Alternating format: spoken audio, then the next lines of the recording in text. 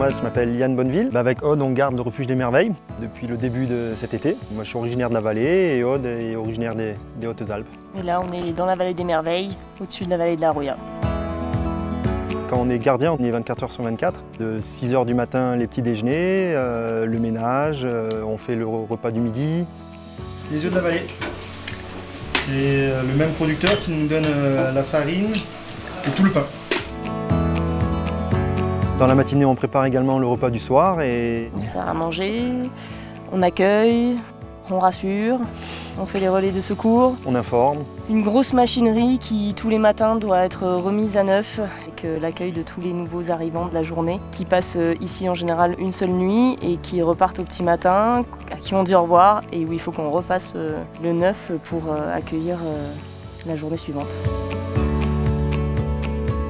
C'est une vallée qui est assez prisée pour plusieurs intérêts en fait au niveau écologique. C'est au cœur du parc du Mercantour, parc national, beaucoup d'intérêts archéologiques et culturels avec les gravures rupestres. Et puis au niveau montagne aussi, puisqu'on est sur la traversée, sur la grande traversée des Alpes et sur la traversée du Mercantour. La particularité de ce refuge, et c'est un peu ce qui nous a motivés aussi, c'est que c'est un challenge. C'est un refuge qui tourne beaucoup, qui tourne dans la journée aussi, avec un peu d'un public qui n'est pas nécessairement averti, parce qu'on est très proche de la Côte d'Azur, donc c'est des gens qui découvrent un peu la montagne. Et c'est un peu un réel challenge quand même de pouvoir... faire tourner cette machinerie à une altitude conséquente. Cette année encore plus, c'est particulier en raison de la tempête Alex, c'est qu'on a des livreurs qui nous mènent tout au village, seulement on est obligé de commander 15 jours à l'avance. Alors c'est une logistique très compliquée à ce niveau-là pour pas se louper au niveau des stocks.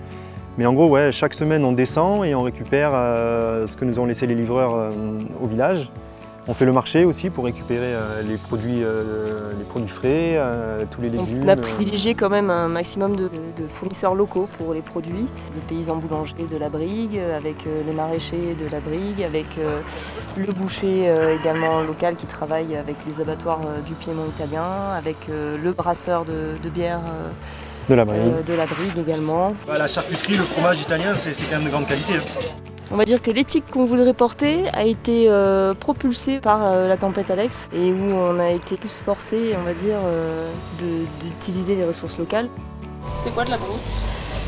La brousse, elle est faite avec le petit lait, après avoir fait la taupe de brebis. En alpage, les bergers ils font la brousse, c'est un fromage frais qu'on fait en fond de tarte. On avait beaucoup d'appréhension par rapport à la fréquentation cette année, due aux accès. L'accès principal qui était celui par la Roya est carrément inexistant là, dans les pourcentages de fréquentation. On avait espoir que les deux autres accès soient utilisés, mais on ne pensait pas que ça compense l'accès de la Roya. Et c'est vrai que cette année, peut-être dû au Covid, que les gens ne partent pas à l'étranger. En tout cas, c'était des randonnées qui sont un peu plus sportives que d'habitude et où les gens se donnent les moyens de venir jusqu'ici. J'ai travaillé comme guide pendant des années dans d'autres massifs. Je suis content de revenir ici parce que j'ai grandi dans cette vallée. Et la particularité, je trouve, de la vallée des merveilles, il y a une vie sociale dans le sens où il y a des bergers, il y a des accompagnateurs en montagne, il y a des gens qui font des taxis pour monter, les touristes aussi. Et du coup, il y a une diversité qu'on n'a pas ailleurs nécessairement en montagne, quoi.